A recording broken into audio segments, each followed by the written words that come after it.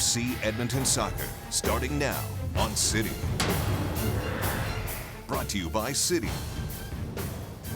the Fath Group,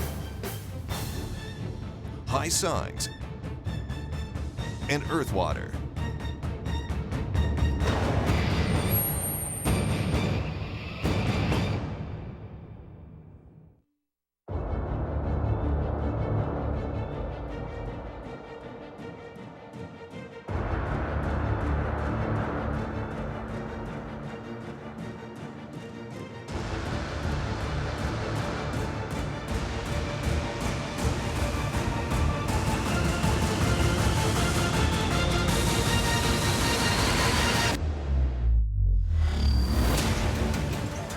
Going to drive one from long range, and he's hit the top corner. It's a beauty for Daryl Fordyce. Here, and Lang's just gone past his marker and driven one into the back of the net. And FC Edmonton are on fire this afternoon.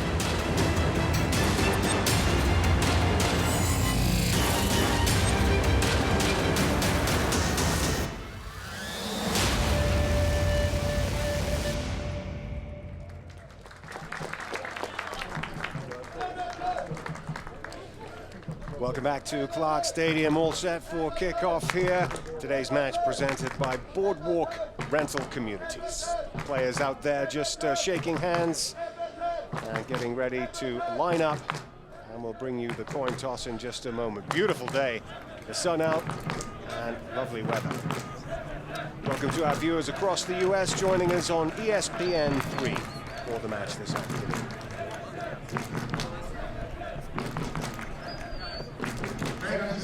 Officials are going to go through the coin toss in just a moment here, bringing the two captains together. Albert Watson from the Eddies and the skipper for the Strikers, Leo Moura, one of four Brazilians cracking the starting lineup today. The coin toss brought to you by A&W. And it looks like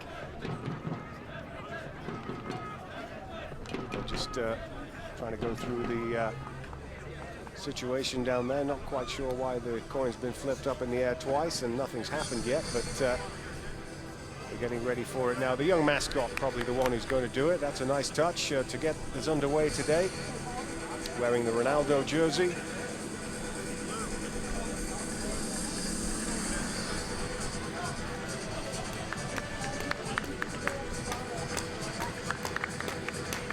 Strikers in those smart white uniforms today, and we'll bring you the starting lineups now, brought to you by Waterloo Ford Lincoln. Beginning with FC Edmonton, Matt Van Oekel, who played so well last week, starting in goal today. A back four of Eddie Edward and Kareem Moses, the fullbacks, Albert Watson, the skipper, alongside Milan Roberts. A midfield of Niassi, Rodales, Lang and Jones. Chad Burt back in the lineup today, and he'll be just off the front man, Frank Jonke. And for the Strikers, real international flavor for their lineup. Quite a few new players for them this season. In goal, Mavis, Sean Chin coming back to play against his old team at Edmonton. He'll be in the defense today at right back. Ivan Guerrero at left back. The two central defenders, Daniel Navarro and Frankie Sanfilippo, a real veteran of the league. Moura, the skipper, we've mentioned. He's in the midfield alongside Marlon Freitas, PC, Walter Ramirez, Danny Sanchez, and Jose Angulo, the front two for the Strikers. And the weather conditions today brought to you by AMA Rewards. Pretty good for Edmonton standards, 11 degrees and 9-kilometer winds, very dry. But when the sun's out, it does feel quite a bit warmer than that. And it's perfect conditions for a game of football this afternoon. Yeah, barely a breeze. What a change from last week when that wind was howling across the pitch, and losing the coin toss really cost Edmonton because Carolina got the wind in the first half and really pressed that advantage. But today, the wind, the breeze won't be a factor at all. The flags are still. And there's the goalkeeping comparisons today. Van Oekel looks like he's sporting a bit of a Ronaldo haircut today. And David Mavis in between the sticks for the Strikers. Ronaldo not here today, but he's having a big influence on this team and being able to attract some big name signings for them. And they line up and they will be kicking from right to left. It was the Eddies that won the coin toss, And FC Edmonton are choosing to shoot at that goal to our right this afternoon. All in blue, and the strikers all in white. It will be Fort Lauderdale to kick us off. Jose Angulo standing over the ball, the referee. Just checking with the linesman, things are in good shape, we're underway. The strikers try and come right at FC Edmonton. A couple of slow starts in the first two games, so the top priority for the Eddies is to be solid in the early stages, if at all possible. Eddie Edward battling away on the right-hand side, and that's good defensive play, the start to the match for him. Forward again, though, by Sanfilippo. He's driven this one right over the top, and Watson struggling to get there, helped out by Milan Roberts, who nods the ball back for the Mohawk sporting Matt Van Oekel, who played so well in the early stages of the game last week. Yeah, Danny Sanchez there challenging both Watson and Milan Roberts for the ball. Bit of a breakdown again in the early stages there. Rodalis not able to get on the end of that pass and slipping down, and it's Mora challenging on the right-hand side for the ball, but unfairly, said the linesman, and the referee agreed, and it's an early free kick for Kareem Moses. Yeah, Rodalis just blew a tire there, just fell right down on the turf, lost his footing, and gave the ball back to Fort Lauderdale in that instance. Moses, right-footed, scuffs it a little bit, but Jones gets on the end of it. Here's Rodalis, sure-footed this time, but can't find Niassi, and it's Walter Ramirez. One thing that's going to be interesting to watch play out as this game goes along, and probably as the season goes along for Fort Lauderdale. We talked about the Brazilian flair and all the new signings, but there are a lot of guys in this Fort Lauderdale lineup who are on the wrong side of 30 years old. And I'm just wondering, playing in warm conditions in Fort Lauderdale, lots of travel, more than maybe they're used to in the leagues they've come from, how it's going to wear on them, and game to game, too, on this turf in Edmonton, how it wears on them in the second half. Nice, neat passing from Fort Lauderdale on that move, but Van Oekel managing to pounce on that one and winning the ball back for FC Edmonton.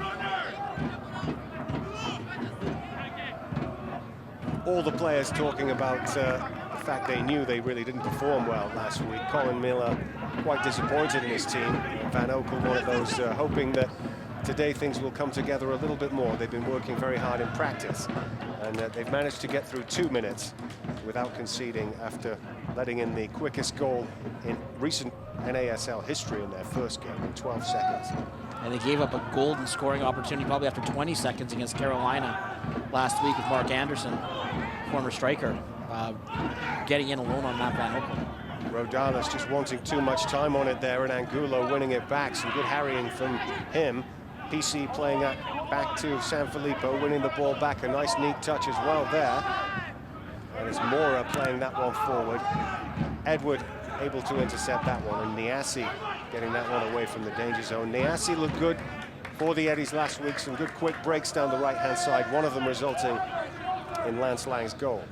Yeah, his quickness is apparent. He's able to get behind the fullbacks, and a player who spent a lot of time in Major League Soccer, so people are familiar with him and his twin brother, Sana, who is with the San Jose Earthquakes right now, former Montreal Impact man.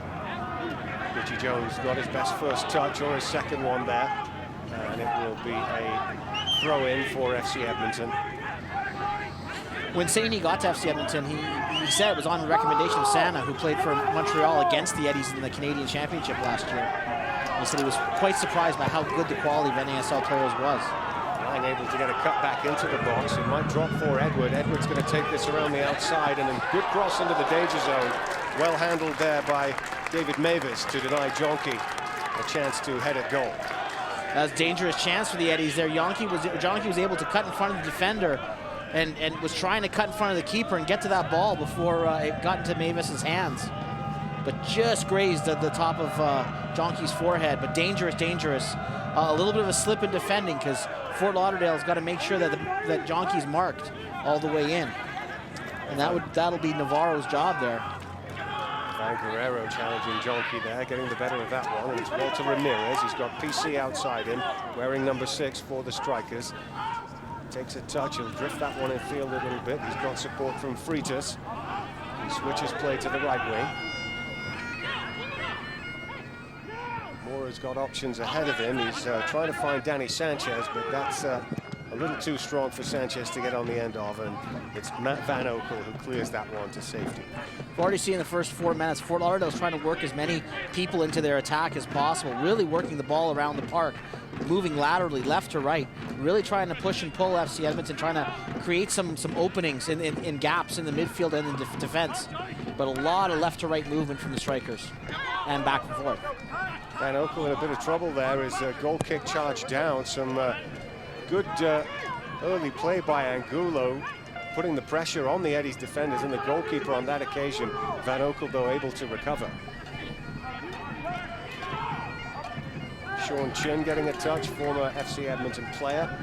And here he is again. He's the one in the fluorescent boots. He's dropped in at right back today where he's playing for them and plays a nice solid pass out wide to the right wing. Chin's going to get the ball back here. PC, nice quick touches in midfield. They're playing well in the early stages, dominating possession with neat football.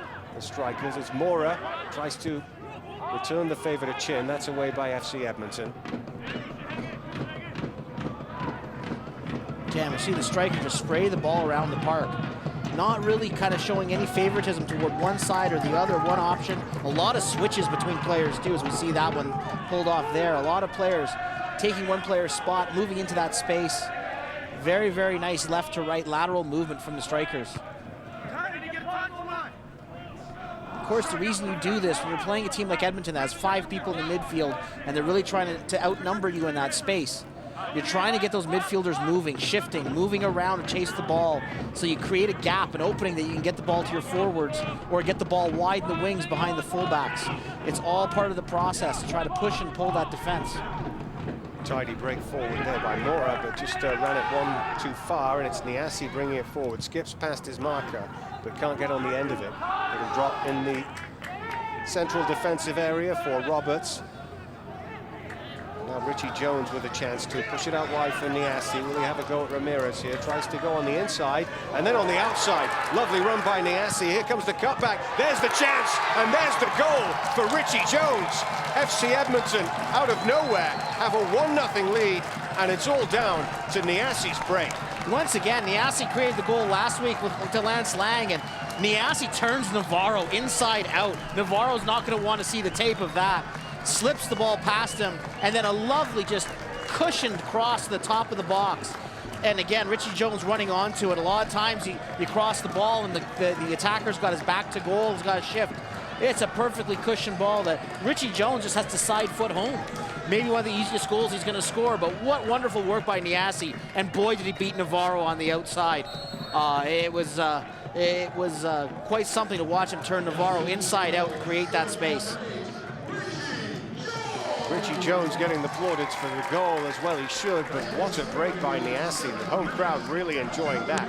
At the other end, Niassi's going to have to spring back in defense as Guerrero puts over the cross. It beats everybody, but Chin gets on the end of it. He might be able to whip this one in again, and an acrobatic defensive move there by Eddie Edwards to save FC Edmonton. They say you're always at your most vulnerable after scoring, and it proved to be true there, because the striker's very close to an instant equalizer.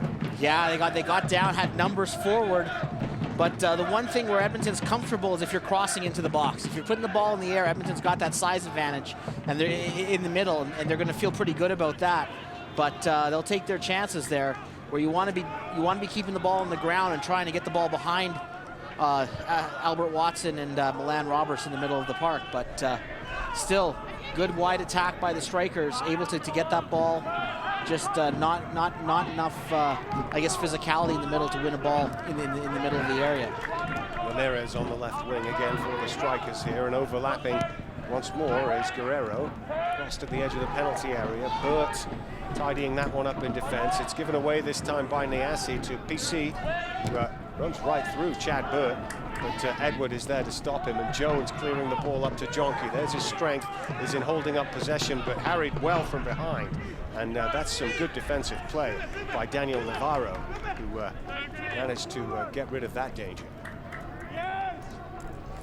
1-0 lead by FC Edmonton. They were hoping for a good start, and they've got it. A goal inside the first 10 minutes, and they are one up with Roberts in possession and defense, and he'll just roll that one back to Matt Van Oekel.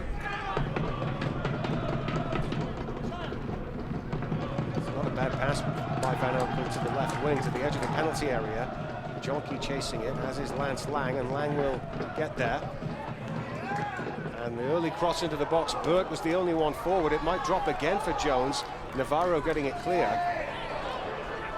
Definitely causing some problems in the strikers' defense with the counter-attacking that FC Edmonton are playing this afternoon. Fort Lauderdale, if they would have played that ball just a second or two earlier, could have had Sanchez behind the back line. But there was a little bit of hesitation, I think, from PC there to pick out Danny Sanchez, and by then Eddie Edward had scampered back to cover around, to come around from his fullback position to take a spot behind the center backs to take that space away from Sanchez.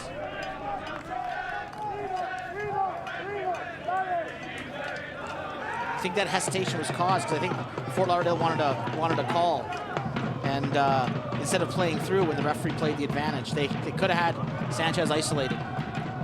An FC Edmonton goal, another meal for the families at the Ronald McDonald House of Northern Alberta, and it's courtesy of Pasta Pantry.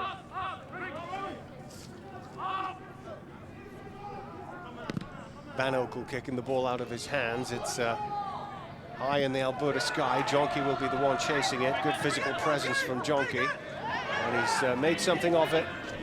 Got a throw in for the Eddies.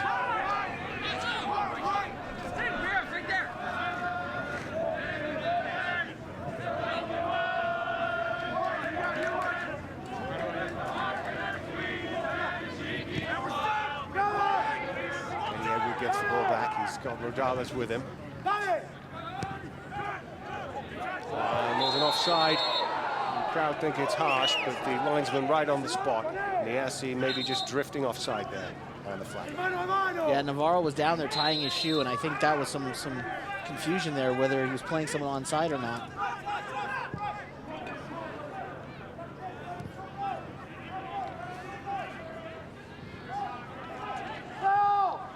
Lauderdale losing their home opener to New York. They got a record crowd, nearly 12,000, and then beat Jacksonville. And both Brazilians on the score sheet in that game, Leo Moura and PC. Both of them playing here today as well in Edmonton. It's good play by Ramirez, charging down Edwards' forward pass, but away by the captain, Albert Watson.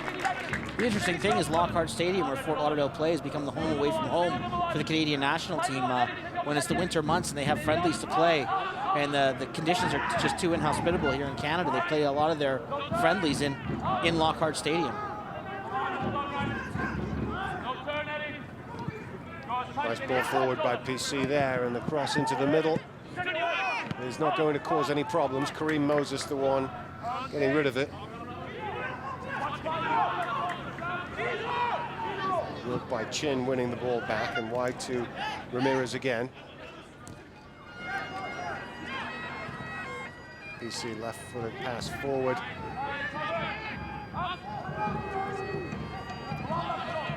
Playing pretty football in the midfield, but Jones charging that effort down as well. Drops again in there for Freitas. PC on the edge of the penalty area now, looks for the 1-2. And it's good goalkeeping by Van Oekel, comes out and spots the danger. The whistle had gone though, and it's going to be a free kick right on the edge of the penalty box for the strikers. Angulo, the man down. Yeah, Angulo's still down.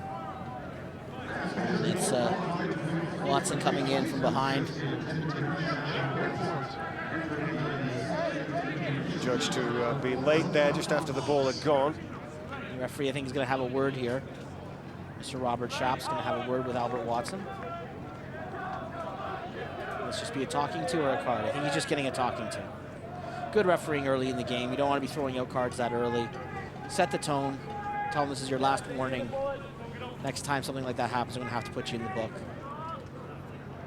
I like that. I don't love it when referees waive cards early in games. Don't think it's necessary sometimes. Players understand. They're professionals. Let's have a talking to. A couple of Brazilians over the ball for this striker's free kick. PC and Moura, the captain. Ramirez just a couple of yards back. And it's Mora bending it, and it was very close in the end, just past the upright. Not a bad effort. Yeah, I don't know if Matt Van Oekel would have had that covered, had that curled inside the post. He read that quickly and was over, but that was a very, very good effort from Mora. Got it up and over the wall. It had the power, just not enough curl, but it must have grazed that post. Very close from this angle. Those 15 minutes, Eddies with a 1-0 home lead against the Fort Lauderdale Strikers and have themselves a throw-in midway inside the Strikers' half. And on display, he couldn't display it last week because of the windstorm, but you know, Colin Miller had said one of the reasons they got Matt Van Oekel was because of his ability to kick, and we saw that there easily into 2/3 the way down the field. Can put a team under pressure right away with that big foot of his from goal kicks. Give you an idea for anyone who didn't watch last week how windy it was. He couldn't get a ball close to the center mark when he was in the teeth of that wind. A lot of balls are even blowing into touch. Winds gusting up to 60, 70 K at times last week. Made it quite cool conditions as well for the fans, especially. Colin Miller said it was one of the most miserable days he's experienced soccer-wise. He said he would much rather play in the snow than play in wind like that. Van Oekel again, another long clearance, and this one's going to bounce towards the edge of the Strikers' penalty area, but it's easy for them to negotiate. It's with Marlon Freitas in the middle of the park. Just pushes a pass wide to the left, and Ivan Guerrero.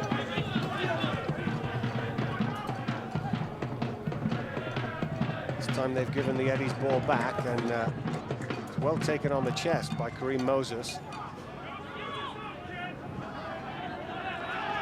Roberts reading that one well and heading it down back into Strikers territory. PC, a nice turn, catching the eye in the early moments of this game, looking for the 1-2 with Mora, just able to find that space. He's playing well. Good start to the game by him. Guerrero, PC again, just pulls this one inside the fullback. But Eddie Edward will read that one nicely and just lets it run out for a goal kick. Fort Lauderdale having a lion's share of possession again with that short passing in the midfield, being able to establish. But Edmonton, what they're trying to do is catch him on the counter, which they did for the goal, and push the ball toward the wings. They are able to isolate the fullbacks, and that's what they want to do.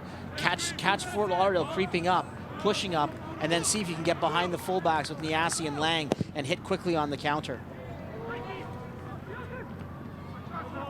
Lang the target from that goal kick and wins a throw-in for the Eddies. And that's when the Eddies are the most successful, when they can get wide, use Lang on the left side, using Niasse on the right side, and then using the physical presence they have. They have a lot of very big players that they can get into the middle of the box and try to win those crosses. Chad Burt tried to thread that one inside the fullback, didn't work out. Freitas playing it forward for the Strikers. That's going to be easy for Watson. He'll roll it all the way back to Matt Van Oekel.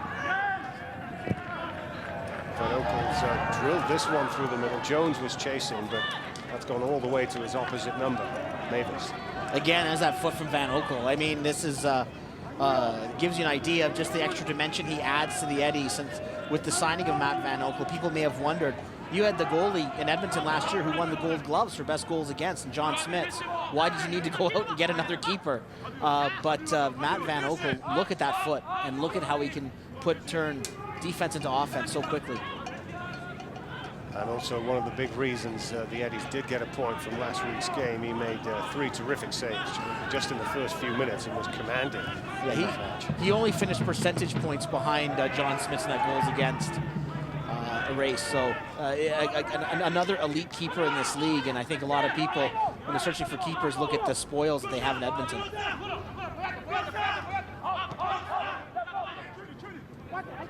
PC in the middle of the park. He's going to switch it wide to the right-hand side. Perfect pass there to Mora. Moses just jockeying there, not committing himself. Mora turns and checks, plays a pass to the edge of the penalty area, and Gulo tries to get the shot away. Good effort by him. Turning shot on the left peg, but again, Van Oekel easily picks that one up. Fort Lauderdale doing an excellent job of spraying the ball around the midfield, but where they're struggling is to get into that final third and to free someone in the penalty area, to isolate a defender in the penalty area. Edmonton protecting that area very, very well and not allowing that goal scoring chance. Rodales caught in possession again there, and here's a real good chance, and there's the equalizer, and it's been coming, and it's Danny Sanchez who drills it into the top corner. Rodales a couple of times in this match just a little uncertain in front of the back four, and on that time when he lost possession, the strikers made no mistake. It's 1-1. Yeah, a giveaway and a perfect shot. I mean, this is you put this on a platter for Fort Lauderdale. Danny Sanchez, a veteran striker who's played, where hasn't he played? He's played in Scotland, he's played in Spain, he's played in Asia, but perfect strike to the top corner. Matt Van Oekel caught frozen here by the ability to strike. Good shifting of the feet too by Sanchez to turn Albert Watson, to almost use Albert Watson as a bit of a screen there. Shifting the feet, not panicking, not hitting that first time, getting that onto his preferred foot and forcing Albert Watson to turn. But again, this all set up by a poor giveaway from Christian Rodales, who presented that ball to the Fort Lauderdale strikers when Edmonton could have had the ball quite easily, actually, out of the danger area.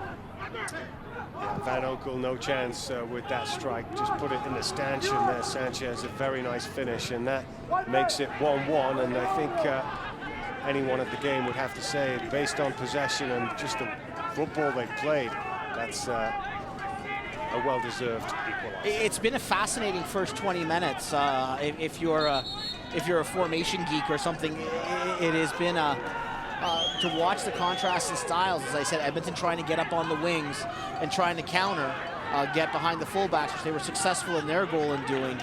And Fort Lauderdale with the quick passing game, trying to shift Edmonton and trying to really create possession, to get to the top of the box and create pressure. It's been a fascinating contrast in styles. Very nice to watch Fort Lauderdale, and there's PC again wriggling away from his markers. He is now the Fort Lauderdale Strikers player. He was on loan from Corinthians, but he is now their property. They've signed him, and looks like they've done some good business there. He's got some ability, the boy.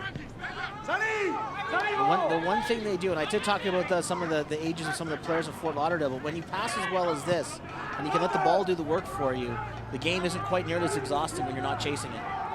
Chin on the right-hand side, he's got some space here. Sanchez, the scorer, picks up the play, pops it back into the midfield, and PC got lots of time on the ball, the strikers. Angulo receiving that one and retaining possession nicely. Switch play all the way to the left flank. Here's Ramirez. Freitas has to backpedal for this one.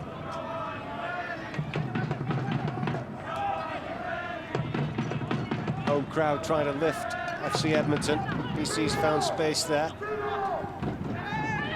And they're looking for a free kick. Angulo this time. Referee didn't see anything wrong with that, and FC Edmonton have possession back. Angulo there trying to pull one of the old strike. It's an old striker trick where you get on the shoulder of the defender, and you let the defender's weight sort of push you over, and it makes it look like he's fouled you, when in fact you're the one leaning into him. Yes, he's looking for the 1-2 with Rodales. Didn't quite get the return where he wanted it.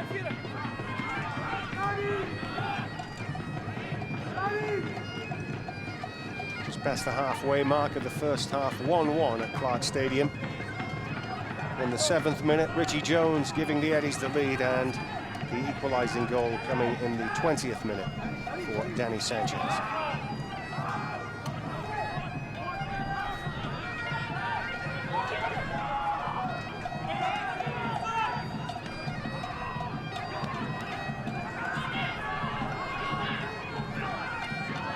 Well, the Brazilian flavor is good for Fort Lauderdale. Apparently every time Ronaldo sends out a tweet, there's about 1 million people retweeting it in Brazil that watch their games down there.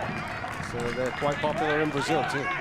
Yeah, and I think that's part of the NASL strategy. They really want to be a a better known league internationally, and I know this is a league that stresses competition and stresses the fact that everyone's sort of their own team and there's no limits on your ambition, and Fort Lauderdale taking advantage of their resources.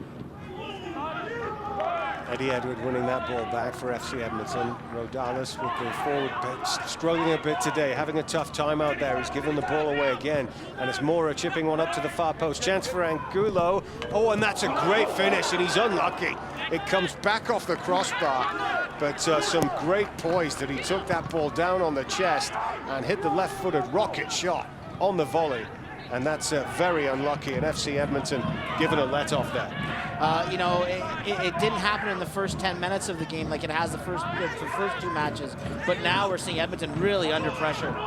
Angulo with another chance on the left foot. Now Van Oekel, I think, did have that one covered. And he was beaten all ends up by the first strike, but saved by the crossbar, and here it is. Angulo, we're going to take a look at this, because this hits the underside of the bar. Where does this bounce? Just out. Wow, he just, I think it just centimeters lower off the underside of the bar. That's going to skid into the net. I don't think there's much in that.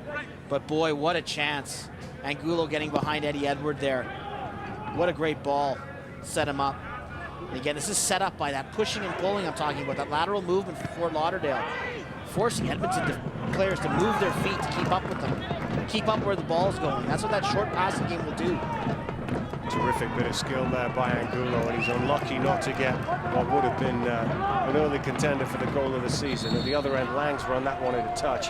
Once again, it came from Rodalis, struggling a bit in the midfield. This has not been his best game He's been forced to do a lot of chasing, and it's a situation where you think Edmonton's got 5 guys in the midfield. They're doing okay with numbers. You think formationally they should be okay with the 4-5-1 setup with a very crowded midfield. But you look at the way Fort Lauderdale's been able to shift that ball, and again, we're watching this. If you can go they're going right now from their left out to their right, and they're going to go back again, and the defender's always having to move, the midfielder's always having to shift, and they're still finding that space even with the 5 guys. Even though they're outnumbered, they're finding the space.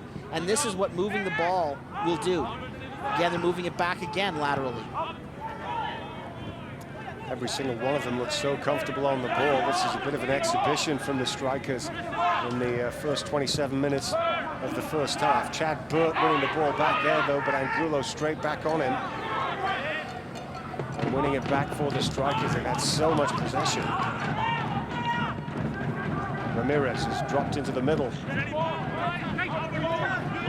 Chin on the break on the right wing. Roberts, a good defensive header away. Jonky a little bit isolated up front today, not too much support. He's found it difficult. Well, Edmonton's got to get the ball up to the wings. They've just got to do a better job getting the ball to Niasi and Lang so that Jonky can get to the middle and get on the end of something of a cross. But lately, we saw it in the first few minutes, Niasi getting a few chances, but now Guerrero putting another cross in from the left-hand side, and Kareem Moses does well, gets rid of that one away from the danger zone. Throw in for the strikers. But we're seeing passing sequences of 12, 13 passes put together by the strikers. It is really attractive to watch. If you're the neutral and you're watching, or if you're a coach working with kids and you want them to watch on how to move the ball and let the ball do the work for you, a lot of fundamentals here just expressed to a T by Fort Lauderdale, the way they're moving the ball around. Yeah, some terrific football being played. Look at that, and a chance for PC. There's the cutback. Thought he might try a shot by himself, but in the end he's very unselfish and didn't quite come off for Fort Lauderdale. But another lovely move and some intricate passing to carve open that chance. Yeah, he was too unselfish there. Don't pass the ball into the net, have the shot. You're 10 feet in front, maybe 5 feet in front of the goalkeeper. Have a go. You're at a little bit of an angle, but not enough to justify trying to pass that across the top.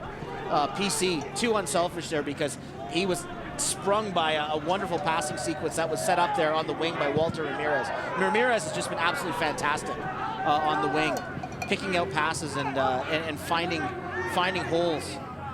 There's a real challenge for Eddie Edward today. Eddie Edward trying to play that ball back to his goalkeeper, but in the end gave Roberts quite a bit of work to do, because it was almost intercepted by Angulo at the other end. Burt is chasing it. Jonky is going to be penalized for a challenge on Have a seat Navarro. right now. The referee is going to have a word with him. And again, I think it's as it was before. Just have a word. These things happen when you're going up for a ball.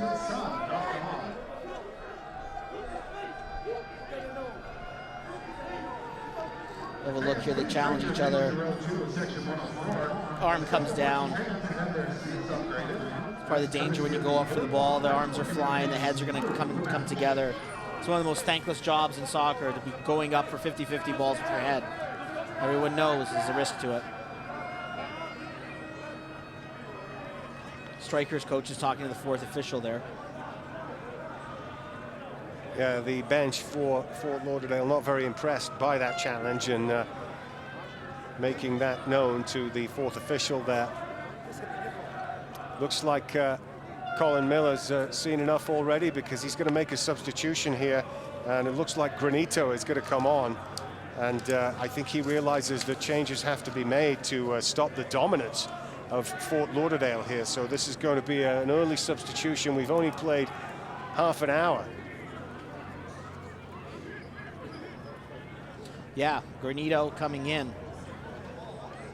Could be one of a number of players out there, and they're all nervously looking towards the bench to see which number is raised up. Just wondering if it's going to be Raudalis coming. We talked about Raudalis and some of the struggles he's had. Yes, it will be Raudalis. I see number 7 on the board.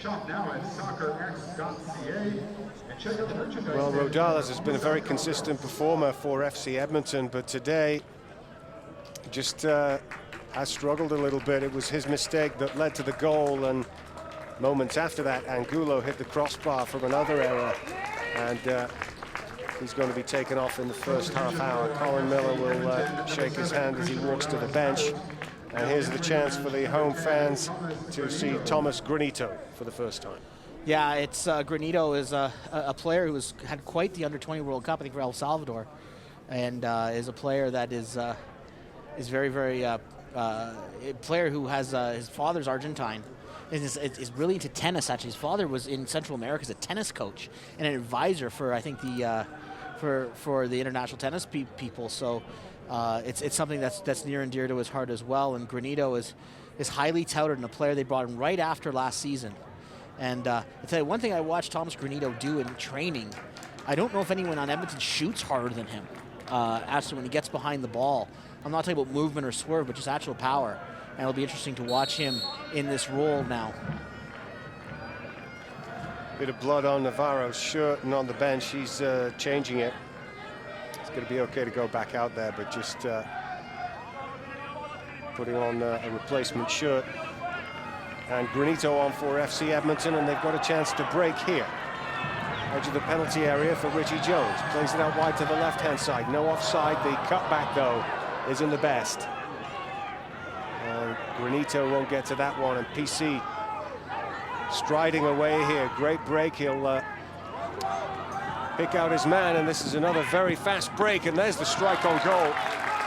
Van Oekel getting tested again, but passes the test. Amazing how fast Fort Lauderdale can turn that around on the break. 3 really precise passes, and Danny Sanchez has or I don't think it was Danny Sanchez, I think that was Angulo, gets a shot at goal.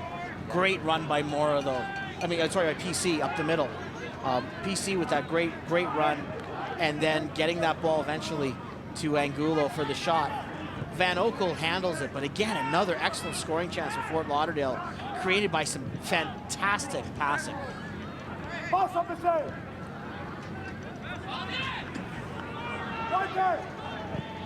Moving towards the last 10 minutes of the first half here as Ramirez brings one down on the chest. It's PC again.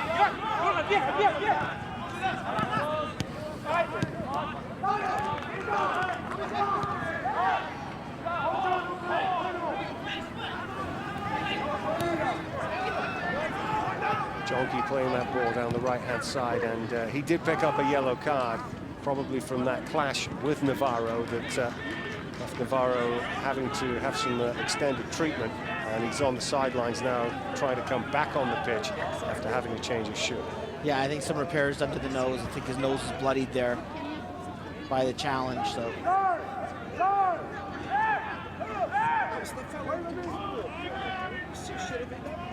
Again, you know, we talked about earlier about how the Fort Lauderdale players are so comfortable switching positions. And there we see Sanchez almost playing as a holding midfielder. Guy's been in the attack as they switch around.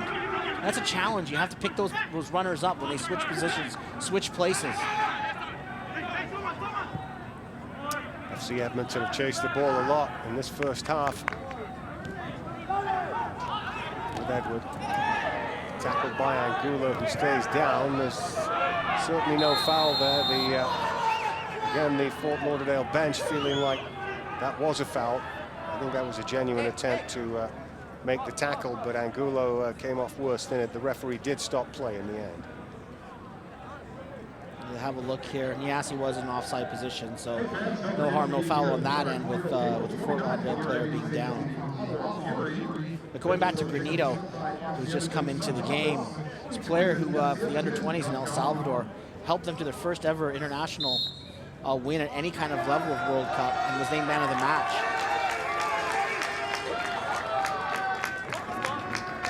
And has one of the coaches been ejected here in Fort Lauderdale? I believe the coaches have been ejected. There is an ejection here, and I mean, not to bring up to old wounds, but Fort Lauderdale coaches and ejections at Edmonton are no, it's happened before. There's been a fair bit of interaction between the coaches and the fourth official, and obviously it just got a bit more than the fourth official would like. Yeah, so the assistant has been ejected.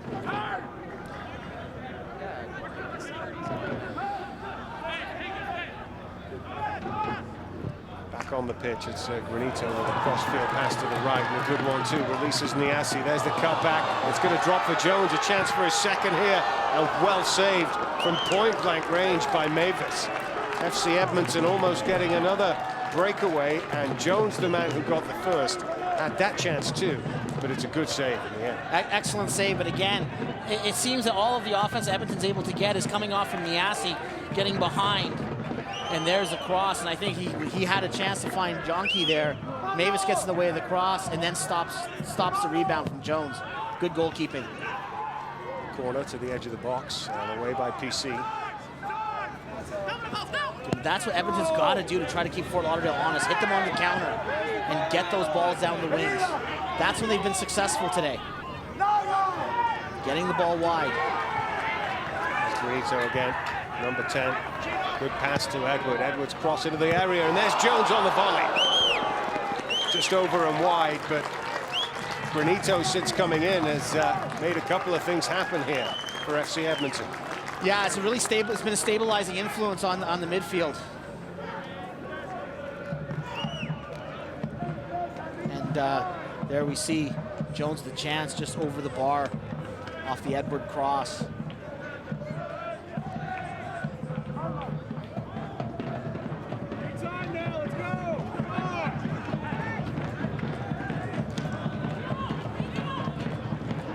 Gave the home crowd some encouragement just before the break here, trying to get behind their team again. As Mavis makes the goal kick, Granito winning it again. He's certainly had an impact since coming into the game. Defense splitting passes, winning the ball back. Here he is again in possession. Finds Edward, nice ball too. Granito takes it back. To run into space on the right-hand side, but Burt deciding to play it back, and Roberts will go all the way back to Van Okel. It's a good long clearance up the right-hand side, and Edward will get to that one, heads it on towards the goal line. Good first-time cross into the area, might just drop for Lang. Good presence of mind there by Sean Chin to scramble that one away. Lang just wasn't able to let that ball sit down with his first touch. Chin able to scramble that away again down the right side. That seems to be the Achilles heel for the Fort Lauderdale strikers at the left back spot for them, because down the right wing for the Eddies, that's where they're finding all of their attacking. Offside given there as they made the pass down that left-hand flank. And the strikers have the ball back.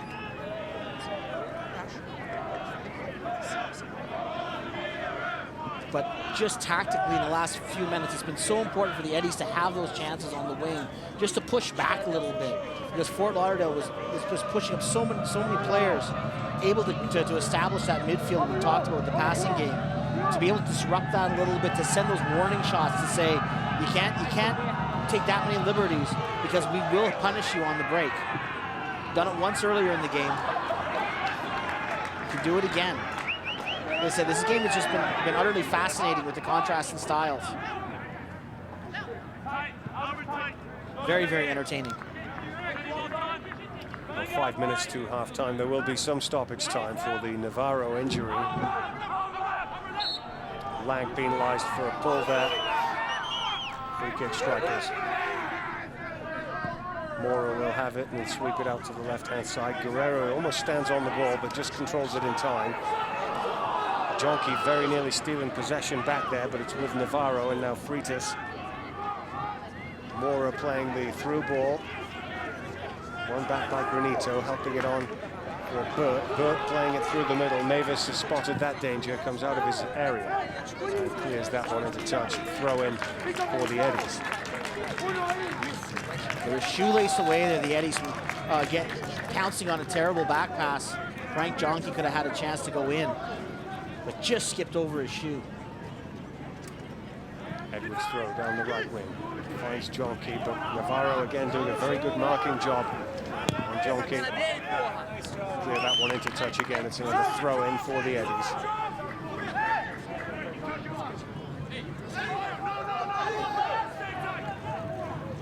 Edwards throw intercepted by Freitas this time.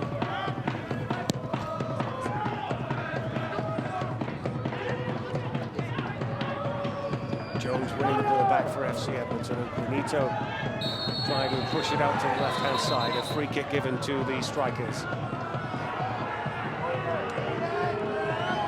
Kareem Moses picking up the yellow card for the trip. Strikers with free kick.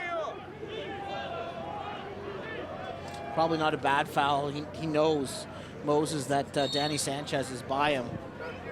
It's going to create numbers going forward, and Kareem Moses going the wrong direction as a defender. And probably not a bad card to take, just to stop that attack.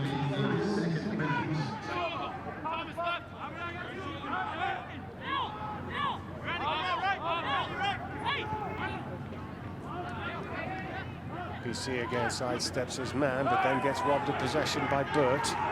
Granito playing another excellent pass forward for Niassi. Tries to go around the outside of his man. He's gone down and he's won a penalty kick. Navarro adjudged to have fouled him. And once again, it's Niassi who's the danger man. Granito creating the chance, and it's a penalty. You know, we talk about Fort Lauderdale and their possession and how many good performances they've had.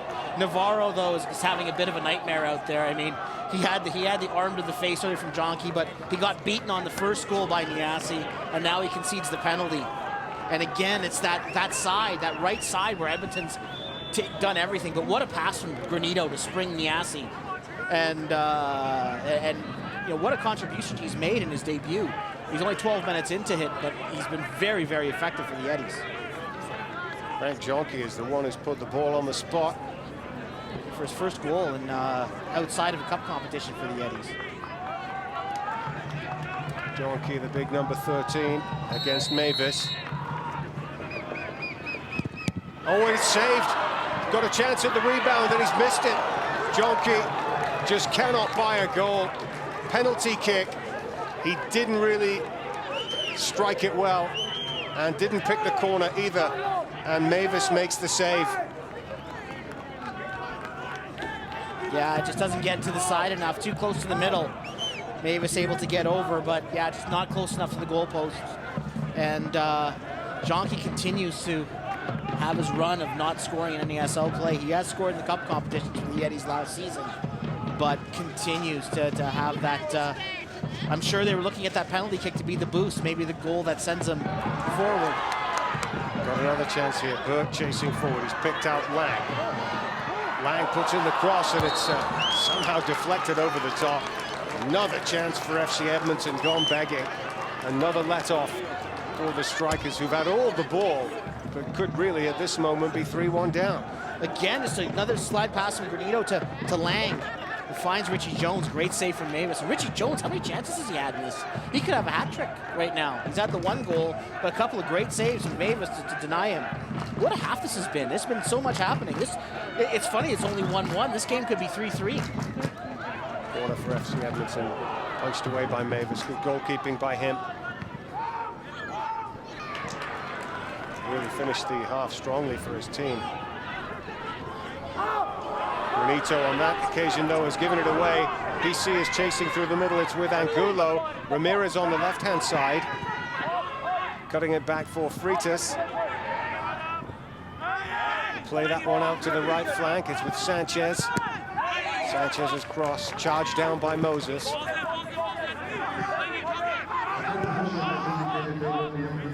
We're going to have another 2 minutes of stoppage time in the first half.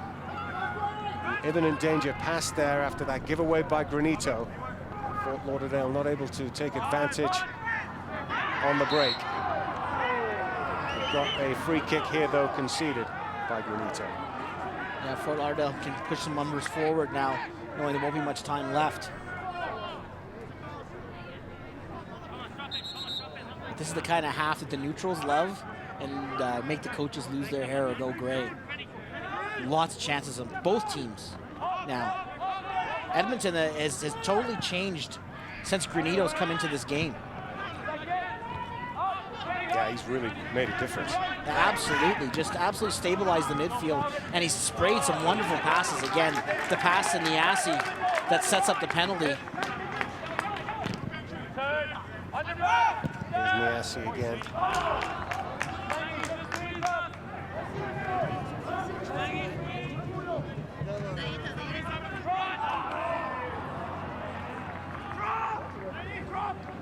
Just not falling well for Lance Lang there. That's into touch, a throw in. If he could have handled that, that was a terrible giveaway by Sean Chin. He could have been able to turn that the other way, maybe catch Jonky streaking forward. Jonky must feel pretty frustrated. Not a good penalty kick. And that was a golden chance to send Edmonton into a 2-1 lead. As it stands, it's one apiece, and we're in injury time of the first half. He also had that, the rebound was out there, and it bounced off the keeper, meaning he could touch it again.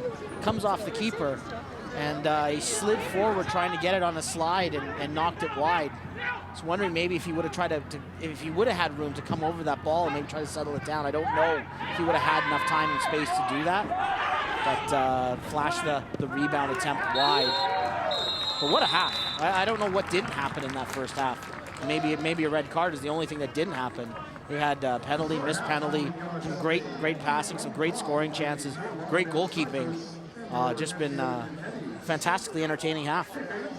Well, we'll be hearing from both coaches at halftime in our halftime show, their reaction to that first half, ending 1-1. Richie Jones putting FC Edmonton ahead inside 7 minutes.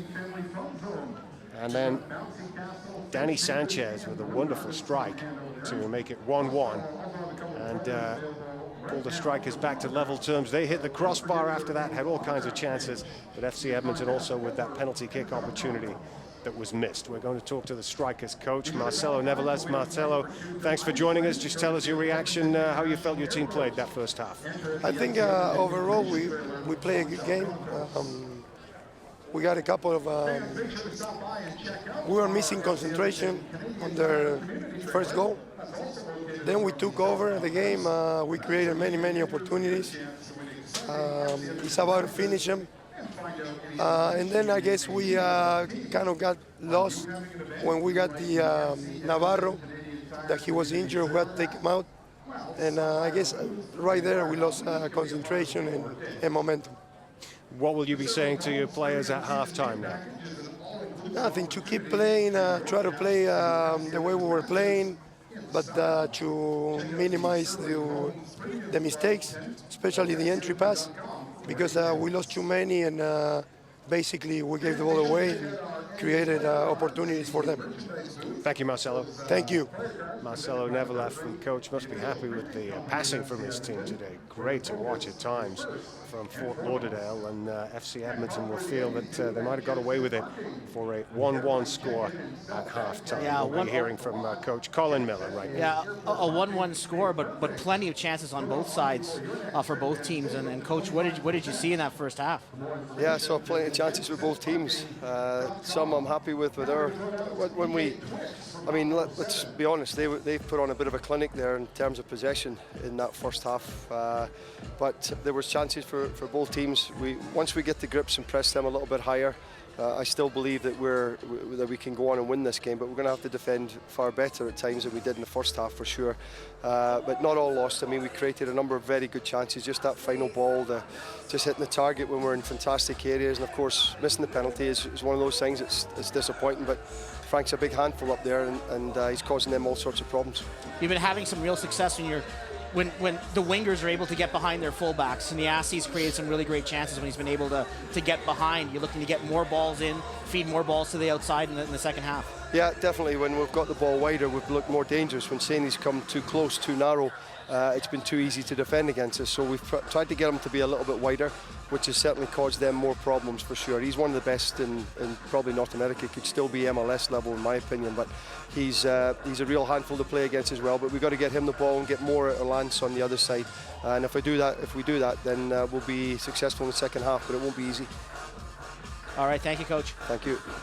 Colin Miller conceding that the Strikers put on a bit of a clinic, as they did in that first 45 minutes, but honours even 1-1 after Jonky missed that penalty kick.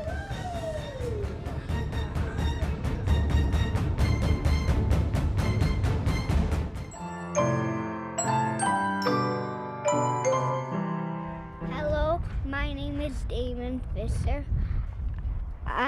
I'm your Sun Junior reporter. Question 3. Who is your favorite soccer player? Favorite soccer player would have to be George Best. He's an English player. He's just unbelievable on and off the ball. He's just a great leader, and something I look forward to or like to watch out of a player. He's very simple, and at times when he has to get out of trouble, he's just very good at getting out of bad situations. So George Best would be my favorite. Thanks for listening, everyone. My name is Damon, and this is your Sun Junior reporter signing out.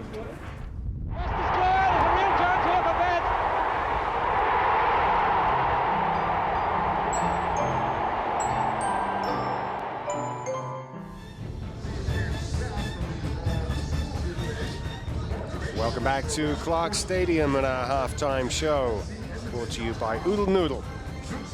And one apiece at halftime. Some great football by the Strikers. Really nice passing to watch, but some good chances for FC Edmonton to even be in front at halftime, most notably that penalty miss by Frank Jonky that he'll be kicking himself with. Let's look back at the first half highlights.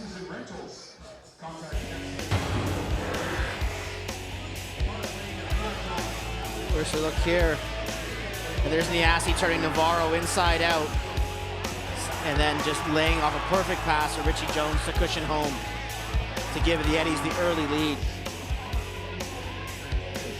Sanchez at the other end just shifting it onto his left foot, and that's a good strike. Yeah, and this is just a veteran striker knowing that I can have a little time, shifts the feet to give himself a better look at that corner of goal, which he absolutely picks. This was some great bit of play by Angulo, but unfortunately denied by the crossbar as far as he looks at it. Navarro, again, given a clean pair of heels, and the penalty, not his best. No, and not the best handling of that rebound opportunity by the Eddies either.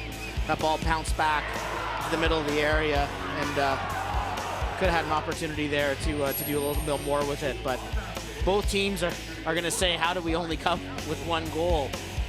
Fort Lauderdale had some excellent looks, and the Eddies with a missed penalty, and Richie Jones had some chances as well. Second half coming up. It's 1-1 at the break between FC Edmonton and the Fort Lauderdale Strikers.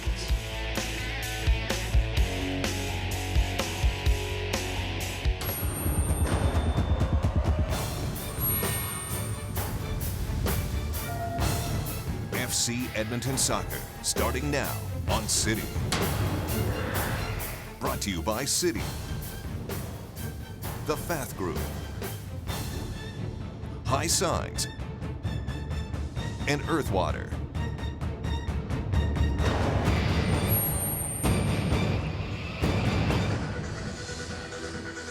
Welcome back to Clarke Stadium. The players out on the pitch and ready for the second half of the match. 1-1 at halftime. Richie Jones for the Eddies and Sanchez with the goal for the Strikers.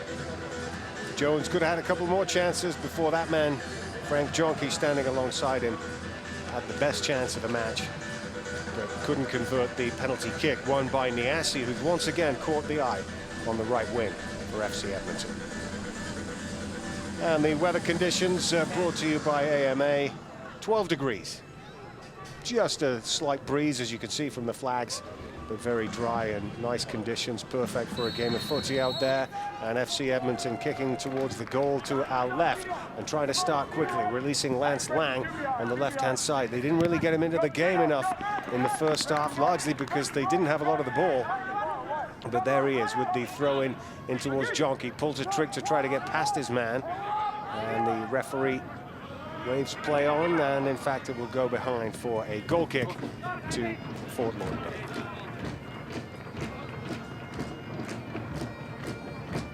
Colin Miller saying at halftime that he called it a bit of a clinic that the Strikers put on in terms of keeping the ball. But where the Edmonton's had its joys has been on the wings, and this is, we'll see if that contrast in styles continues in the second half. Saw that really establish itself, especially after Granito got into the game with the push and pull on both teams. Edmonton trying to get the ball wide, Fort Lauderdale trying to keep possession with the short passes. Been really interesting to watch both teams to see which tactic is gonna win out in the end. Watson running back towards his own goal, playing it back to Van Oekel. Van Oekel with another long clearance up that left-hand side. Taken nicely on the chest and away by Frankie Sanfilippo. He's going to have to chase back for it again as Lang puts him under pressure there, but heads it out for a throw into the Eddies. Lang taking it quickly to find Burt. It's going to be another throw in. He's gone towards Jonke this time. It's a bouncing ball, and Jonke tried to get the shot off. Referee penalizing him for perhaps backing into his marker there. Yeah, I think he said he was backing into Frankie Sanfilippo there and was unfairly cutting off the defender from the play. Jonke badly needs a goal for his confidence. Yeah, and you hope that this actually isn't another blow for the confidence, having that penalty saved by Mevis. But you know, we looked at it, and the penalty was too close to the middle, too close to the keeper. Needs to get either up and over or towards the posts. Watson controls it on the edge of his own penalty area. Eddie Skipper bringing that ball out from the back and playing it wide to the right, and Niasi, but just drove it a bit too far, and it's a throw in for the Strikers. You can look at too as it was a vote of faith in Frank Jonke that he got the chance to go to the spot and take that.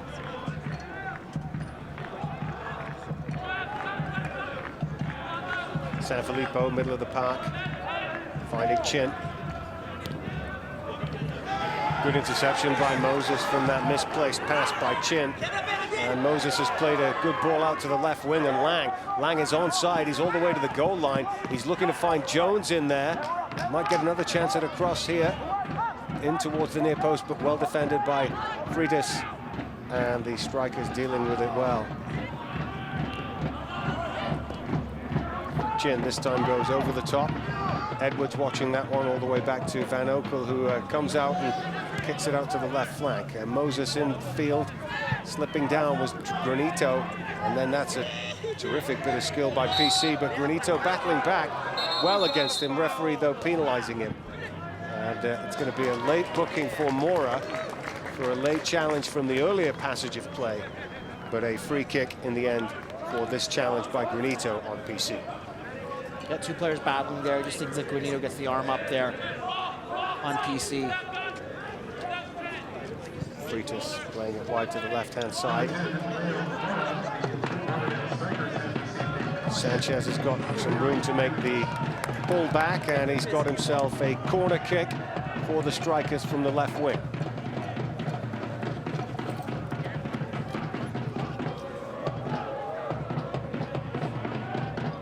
Strikers not putting a lot of people in the box. There's only about 4 players in the area, lots circling the outside of the penalty area.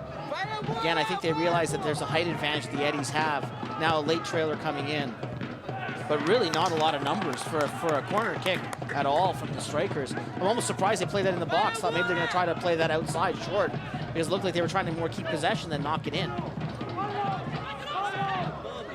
BC dispossessed by Watson.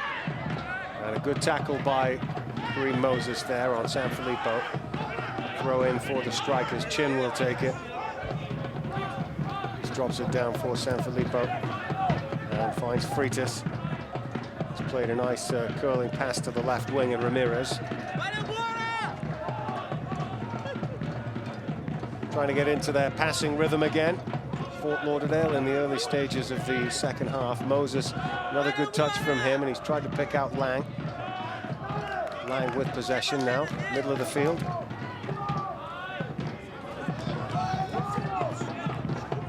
Good pressing by the strikers. It's going to go all the way back to Van Oekel. Plays it out for Granito, makes the curling pass to the right-hand side. But that ball is out of play. Throw in for the strikers.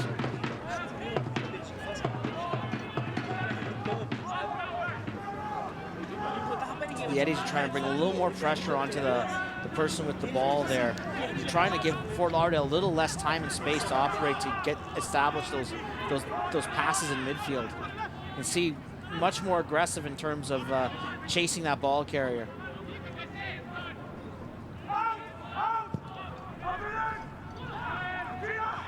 Moses very strong in the air, winning another header with PC, but he's tackled this time. Jones playing the through ball, that's intercepted by Freitas. Important interception by Freitas, because Lance Lang was sprinting on a diagonal run there. Chin makes the break forward down the right-hand side, goes to ground, he's tripped. Granito penalized, and a free kick for Fort Lauderdale.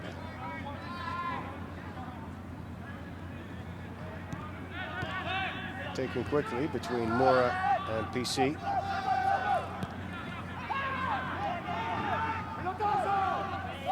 One back by Edmonton. Lang throwing it to Burt, who wins a throw-in.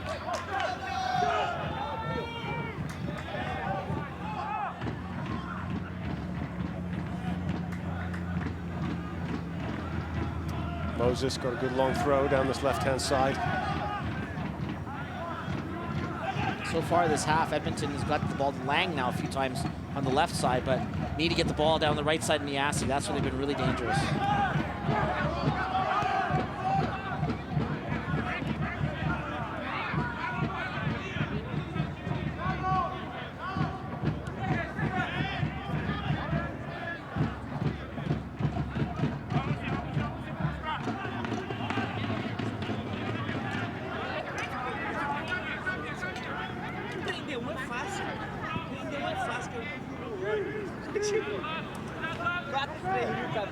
Freitas bringing the ball out from the back.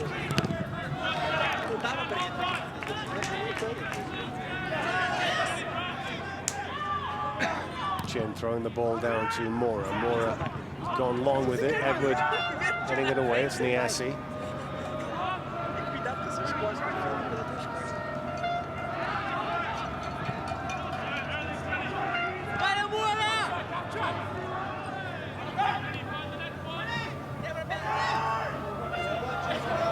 Feet there by Moses and finding Burt. Burt's pass though misplaced. PC has it back, and now Freitas. Ramirez. Good elusive turn by Walter Ramirez.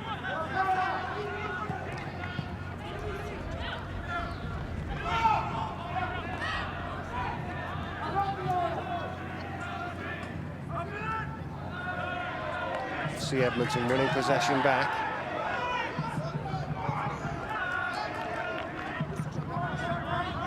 A little bit of added pressure that FC Edmonton has been putting on Fort Lauderdale seems to be paying off. Just not quite as easy for Fort Lauderdale to retain the ball.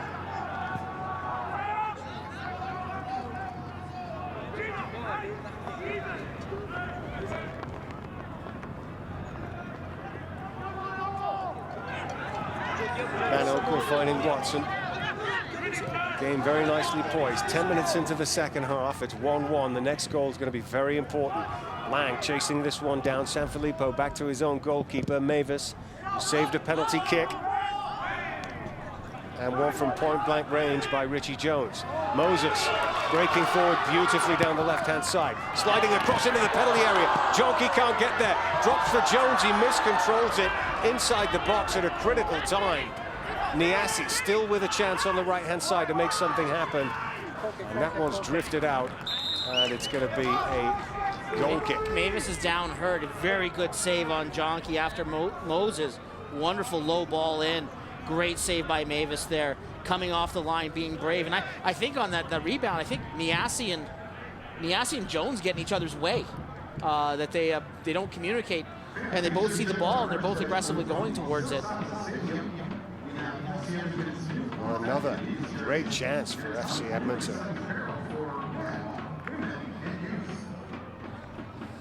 Mavis down there getting treatment. Jones on another day could have scored 4. That was a real chance for him. Jonky with the first one, that was touch and go. That was whether he could just make a connection or not. It was flashing across goal very quickly. And really well read by Mavis to come off the line and take that away right away. Look here. See, Mavis is quick to it. Yeah, there's not a lot of room to get it by the keeper, but it's here on the rebound afterwards that there's a chance. And yet, look at Niasi and Jones getting each other's way. Yeah. They both go for the ball, and I think they marked each other out of the play that way. And I'm not sure which one would be a better option to come forward onto the ball, but both of them see the ball in the air. They both go to it aggressively, and neither calls each other off, and they end up helping Fort Lauderdale in that case. Now, one thing that was impressive in that move, though, was Moses streaking forward. He's had a great start to the second half, really maturing as a defender, but showing there that he's a handful going forward, too. Yeah, and the vision to understand, wow, I got the space in front of me, go with it. Get behind, and I'm just going to carry this ball. And it was a wonderful ball, cushion ball to Jonky. It was right on the target. Far enough ahead of the keeper. The keeper couldn't get out there, but Mavis does really well on that save. Been very impressed. He saved the penalty. He's made several good saves. One on Richie Jones in the first half. Actually, a couple on Richie Jones in the first half, and very, very impressed. Substitution for Fort Lauderdale sees Ramirez going out, and Guillaume is going to come in to replace him. And he's wearing number 18. Ramirez has played well. Yeah, but fresh legs come in, especially when you're on the outside. And I think this is a case of Ramirez out in the wing, and where Edmonton's had its success has been running the wing. So I think you want to get some fresh legs out there and help limit Edmonton's chances there. Fort Lauderdale wants to see more of the ball in the middle of the park, wants to keep that possession. When the ball's on the outside, that's when it's advantage Edmonton.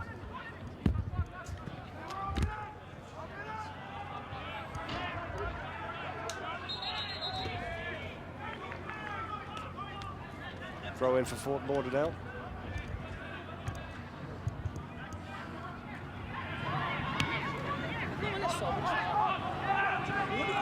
Just getting it ticking over, playing it towards the substitute. Guillaume gets his first touch.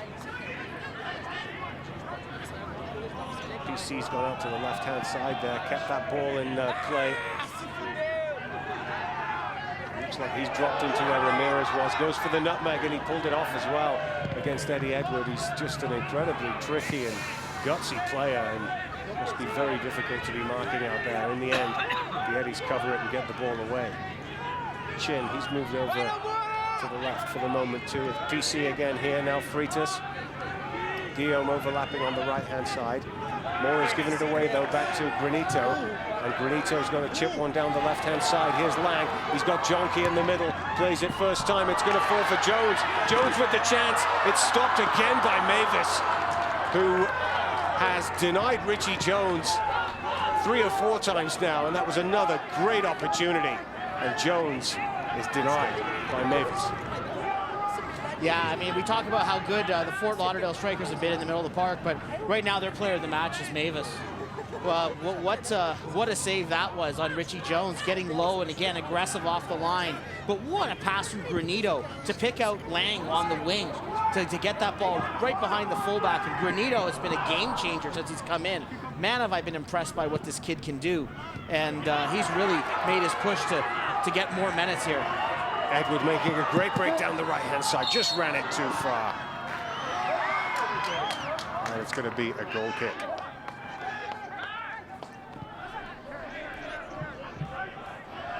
And here we see Lang. He sprung forward by a great pass from Granito.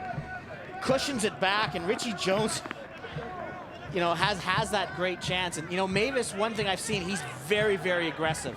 Very aggressive goalkeeper. Loves to come off the line. Loves to try to take that angle away. And that's where maybe, as a shooter, you've got to try to shuffle the ball a little bit on your feet. Maybe see if you can get him coming out and then maybe pop the ball over him or try to change the angle, get around him. Because that straight shot in, boy, he's been impressive. And Richie Jones is going to talk. He scored today, but he's going to talk to himself about how many goals he could have. He could be the NASL scoring leader today if he take his chances. He's had a number, and we're not talking sort of half chances, like gift wrapped in the area alone. Looks a goal. Definitely not an exaggeration to say he could have had a hat-trick today, but so far has registered just the one goal. But I suppose the good news is he's getting in the positions. That's what they always say, as long as you're getting the chances, and they definitely are. Well, on another day, this game really could have been 4-4 at least, but it's 1-1, and that's what happens a lot in this game. And there's about a half an hour to go. It would be hard for me to believe this game could finish 1-1, but you know, it might. But I gotta tell you, both goalkeepers would need to stand up and take a bow. Watson has to come across to cover that one. He'll play it back to Van Oekel. But Lang with a wonderful ball in to find Jones as the second man. And again, I love that cushion ball laid to the top of the area where you have someone running onto it.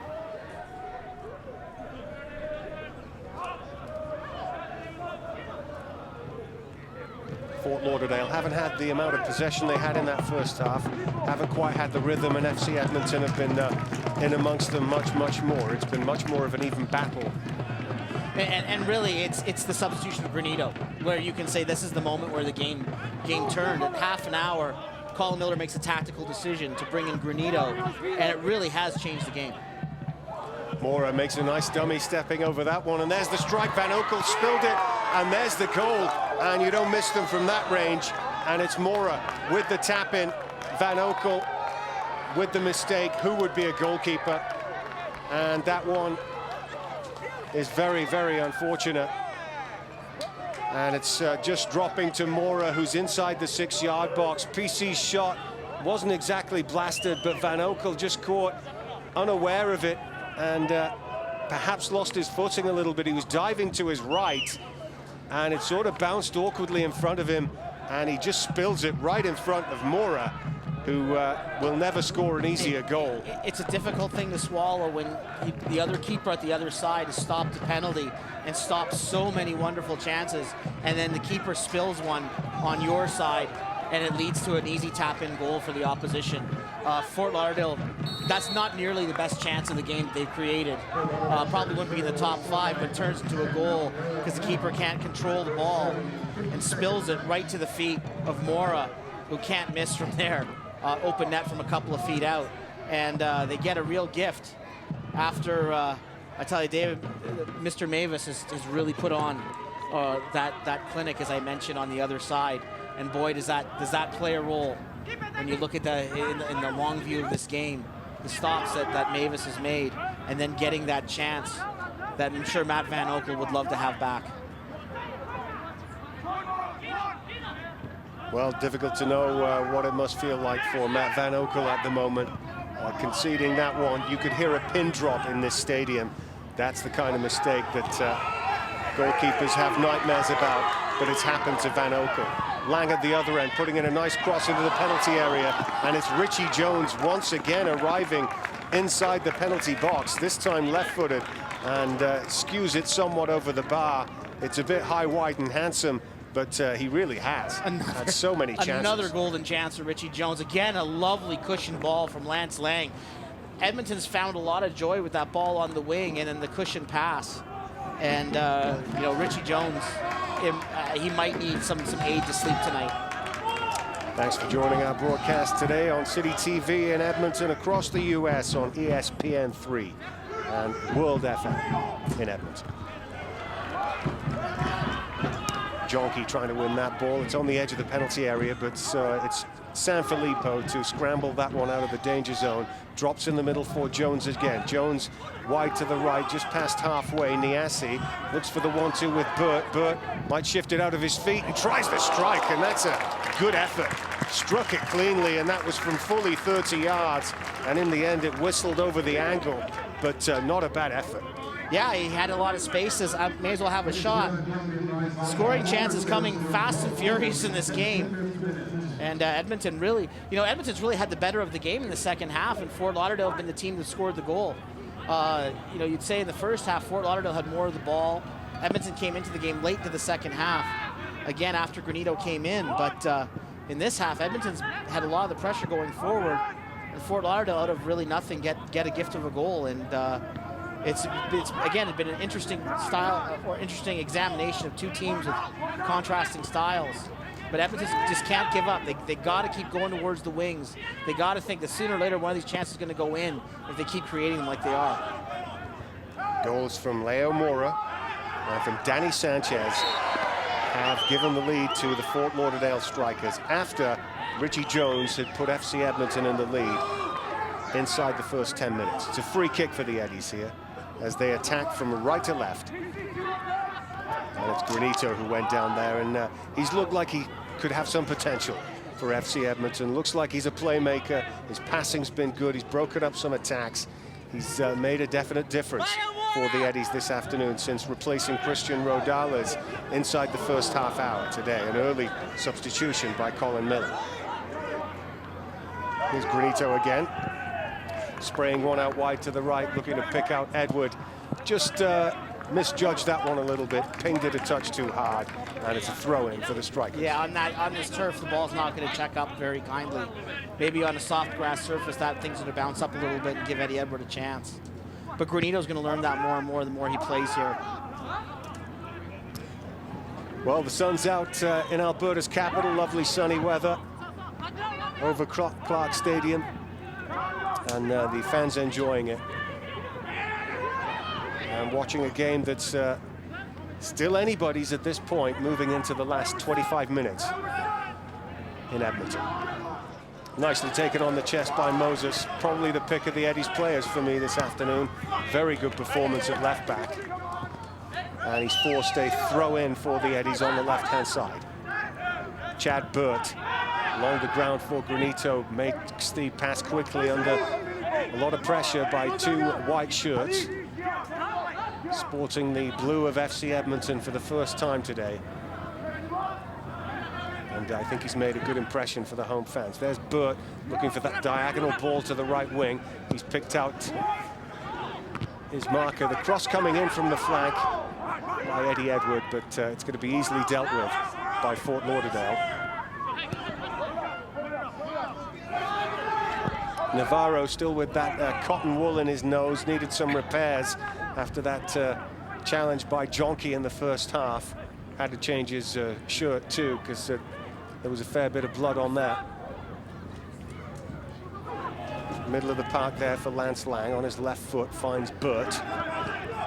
Burt's chipped one over the top, looking for the run by Lang, who's continued his run. Picked up again though by Mavis, who's been absolutely rock solid, and in some parts spectacular in goal for the Strikers today. You know, you talked about Kareem Moses, your pick from FC Edmonton, but probably the best player on the pitch from either team is Mavis right now. Sanchez muscling the through ball on the right-hand side, and I think that's going to result in a corner kick. Mora, the goal scorer, wearing the captain's armband for the Strikers, and just having scored a goal, wins a corner kick on the right-hand side. There's going to be a stoppage in play here. One of the Eddies players down in the box. It's the opposite number of Mora, the skipper Albert Watson.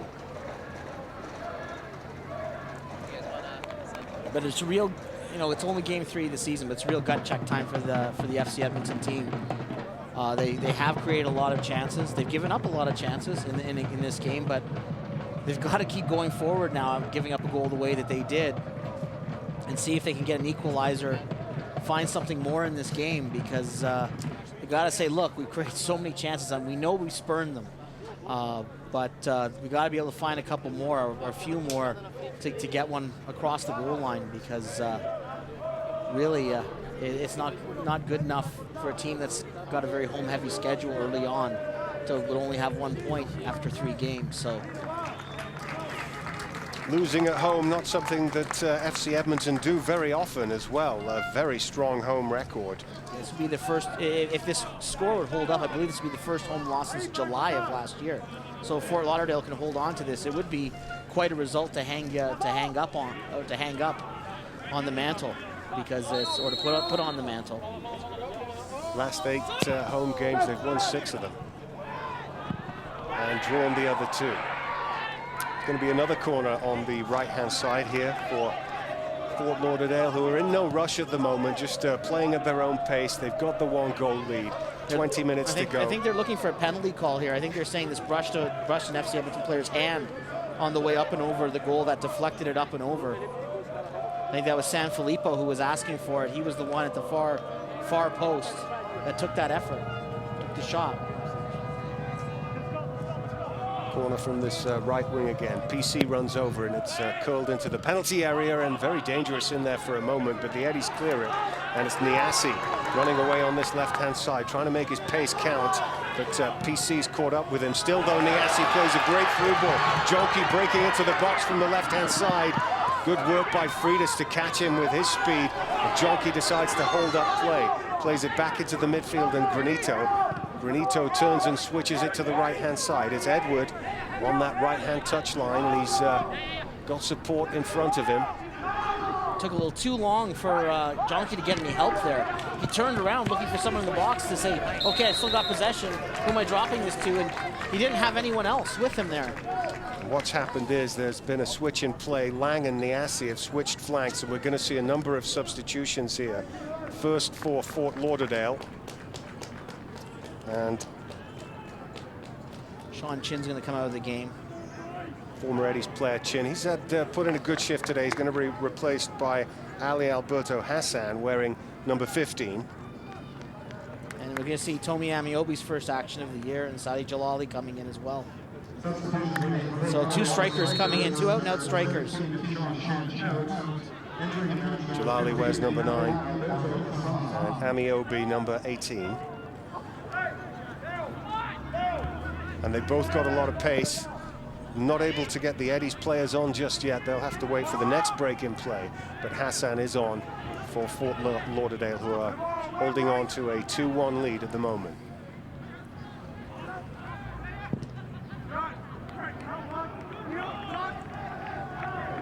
Jalali, another good local story, one of the local players.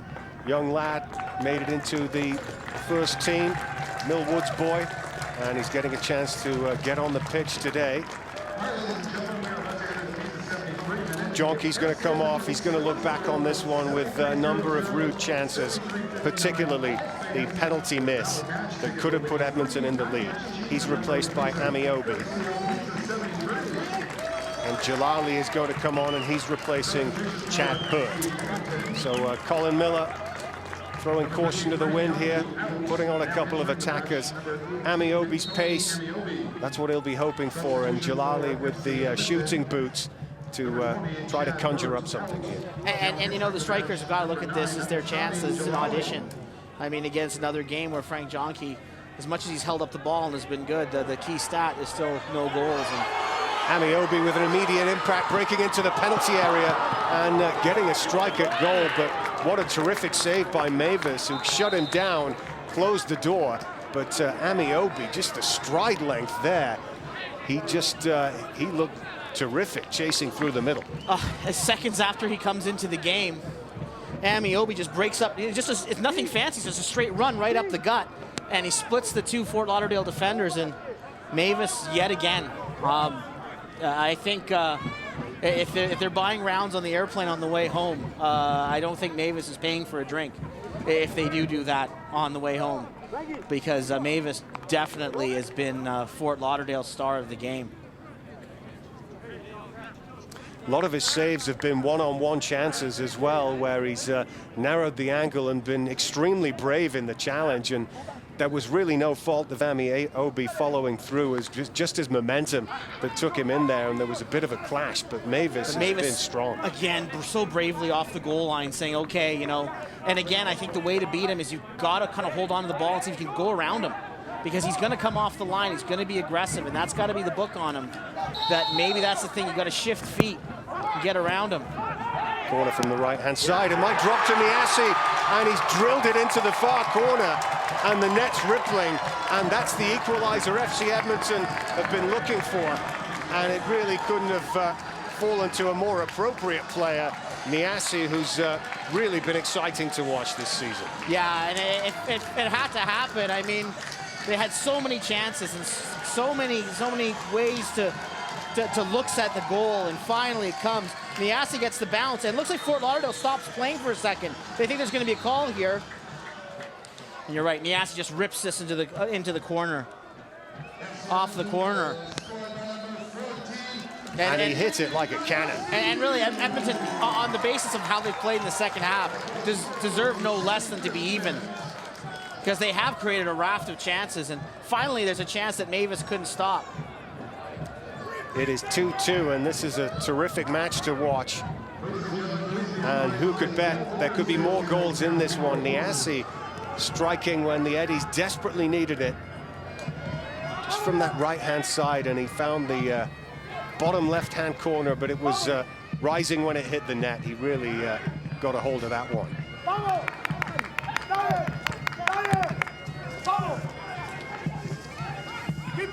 Now that FC Edmonton goal's another meal for families at the Ronald McDonald House of Northern Alberta, courtesy of Pasta Pantry. Lang breaking into the box here from the left-hand side. Still a chance. Mavis got a hand on it, but Lang puts it back in from the touchline, and Mavis again gets a hold of it. Somehow has denied FC Edmonton. Tomi Amiobi picks him up with a hell of a pass, and Tomi Amiobi has had a huge effect in this game since coming in. And just enough of a touch, I think, from Mavis to throw Lang off. But I don't care how many goals he's given up. There's something wrong if at the end of the week, if Mavis isn't the goalie in the NASL Best 11 for this week, there's something wrong. And I don't care if he gets up 2 more today. The number of chances that he's stopped, he's just been fantastic. Colin Miller up from the bench, feeling like there was a late challenge on Lance Lang. The whistle has gone. The referee is over there, and the Eddies do have a free kick. It is hard to believe that, given there was so much possession for Fort Lauderdale in the first half, that the Eddies still could have scored 5 or 6. Honestly, the second half, you have to say it's been all Eddies, and you have to say that Fort Lauderdale goal, that was against the run of play.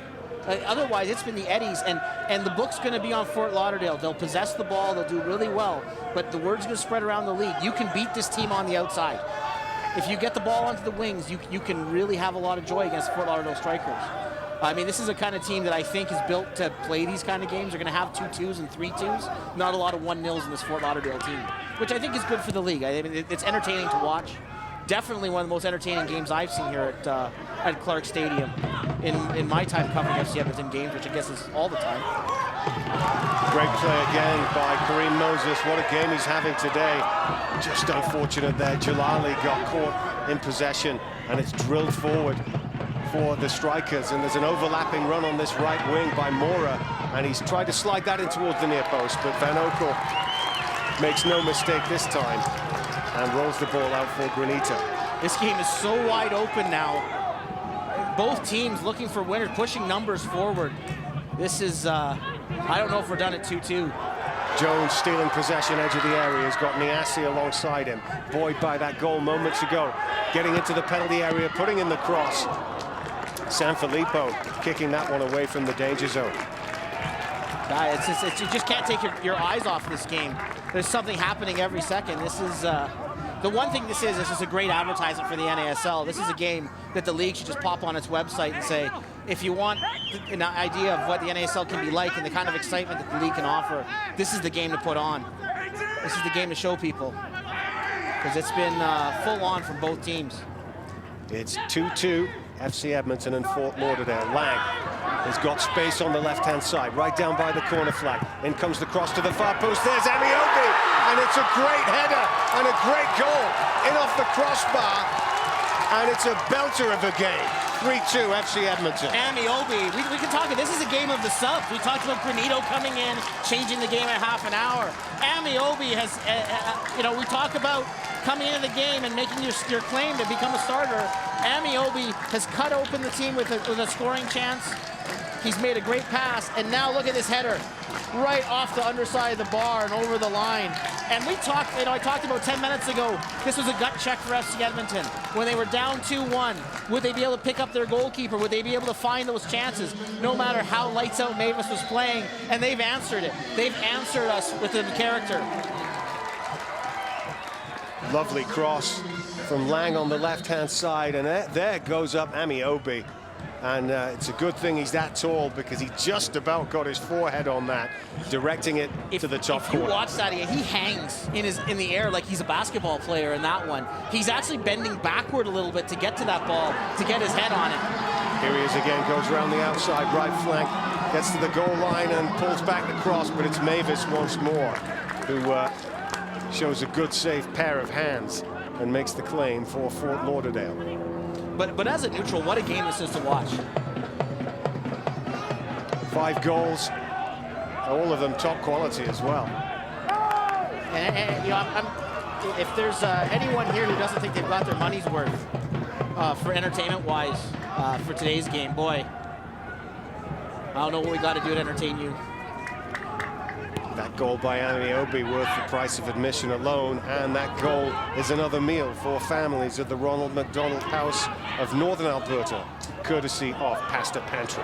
At the other end, the Eddies in a bit of trouble here, strike towards Van Oekel, and he just beats that one away, almost punching it, making the save, and it's Jalali intercepting that one. The home crowd really getting into it now. Lang on the left-hand side, he's almost walking as he receives the ball there.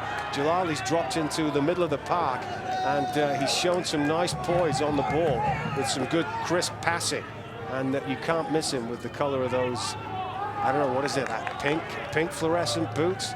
He's pretty easy to pick out, the number 9 for FC Edmonton. Another local product from the south side of the city. His bright future ahead of him. Moses playing a great game today and making a lovely pass through the middle.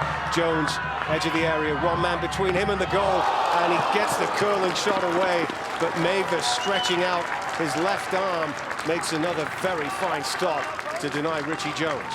Some very poor defending there by the strikers, getting caught backing in. I believe that's Yvonne Guerrero who gets caught. And it's not the way to do it, not to back in, and not to back in like that, to allow Richie Jones that kind of space, and then to, but Daniel Mavis, I don't know how many goals this game could have. I mean, it's 3-2, and we're talking about the goaltending clinic that he's put on. And really, the 3 goals he had no chance on. No. Definitely not. He's got to be on his toes again here with the corner. Into the center spot. Struck towards goal by Lang, bobbling up and down in there. And Freitas shows a cool head, gets the ball in possession, but then he's given it back away. And Fort Lauderdale have somewhat lost their cool and composure in this second half, really. Nothing like the first half performance they put on. Well, Edmonton's been able to do what Colin Miller said at halftime, get the ball down the wings. And when they do, you can see the success that they've had. And really, they've created so many golden chances in this half. They could have had 5 or 6 in this half. You know, honestly, they did give up the goal, and it was a bit of a fluky one. But in terms of territorially dominating a half, Edmonton has done very, very well in the second half. And they have responded, as I said. They gave up that goal that would definitely have some odor on it to give Fort Lauderdale the 2-1 lead, and have responded in kind, coming forward. And really, you have to credit Colin Miller here. The substitution choices he's made today, in terms of managing in the game is probably as good a substitution package that Colin has decided on, and timing-wise, since he's been here. Yeah, all three of them made a difference, particularly in the first half when FC Edmonton just were chasing the ball. Granito came on, steadied things down, made some good passes, created a chance for them to win a penalty kick, which they missed, but he really was a steadying influence. And in the second half, we've seen Jalali and then Ami Obi get a goal. And what you want from your subs, the most important thing, and every coach, this is the problem they want to have, is the subs to show to them, this is why I should be in the starting 11 next week. And I think the subs that have come in for Edmonton have all made their cases. They've all made their cases that whether they're there or not next week is the coach's decision, or for Wednesday in Ottawa when they play in the cup. But the decisions, I think, Colin will be delighted by the response of the players he's brought into this game. We're entering the last 5 minutes of the match. FC Edmonton with a 3-2 lead against the Fort Lauderdale Strikers, and pressing forward again here. Jones trying to probe that ball through on the left-hand side, but intercepted by the Strikers, and it's Mora on the right-hand side in possession. Jones penalized for something off the ball and gets a yellow card there, Richie Jones. Referee letting play go on here, though, and it's out on the left-hand side, just inside FC Edmonton's half. Watson making an interception on the edge of his penalty area. Chip back over the top of the Eddie's defense, but there's Van Oekel sporting that new Mohawk haircut and makes the claim outside of his penalty area. Just rolls it out along the deck, and it's picked up by Granito, and he's able to carry that ball forward to the right-hand side some 10 yards. Then it's played back to Milan Roberts. Van Oekel right-footed. He's looked for the long clearance past the halfway mark. Ami Obi, real handful, already scored a goal since his substitution and heads one out wide to the right, and Saini Niasi, another goal scorer today. Bit of a suicide ball across the back four into Watson. He didn't appreciate that, and he's belted that one out into touch to concede the throw-in. Yeah, this is actually not bad for Edmonton. This game's been played at about 200 kilometers an hour for the good part of 80 minutes. And I think it's now that Edmonton's got the lead, they got to think about taking the air out of the game a little bit and say, okay, maybe we don't want to be trading chances. Maybe we got to be a little bit more conservative and think about the back. Because now we have a lead we have to protect. We don't want to get in a situation where we get caught. So I think now that the stoppages in play and the stop and start, that the Eddies are fine with this.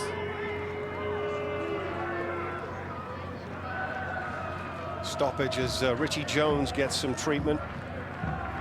The trainers are on. Frimpong is going to come on as well for Fort Lauderdale. Another substitution happening here. Marcelo Neverlef just having a word with his sub as he tries to turn things back in favor of his team that have fallen behind. There are only 3 minutes of normal time left at Clarke Stadium.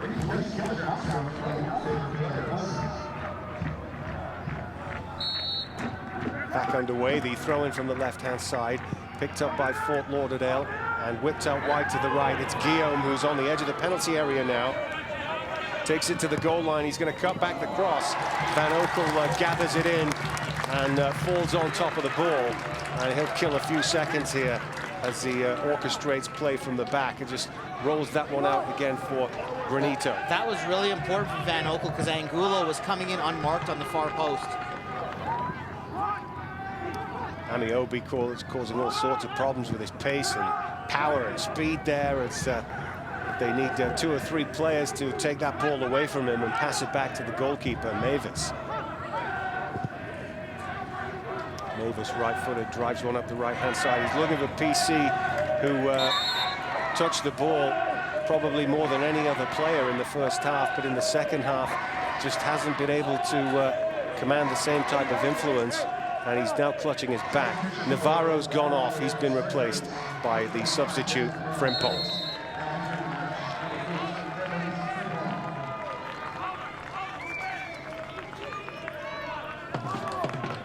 Evans Frimpong on for the last couple of minutes here. He's settled into a right wing position. He'll try and have an attack at Moses, which won't be an easy job. Kareem Moses had a great game today for FC Edmonton.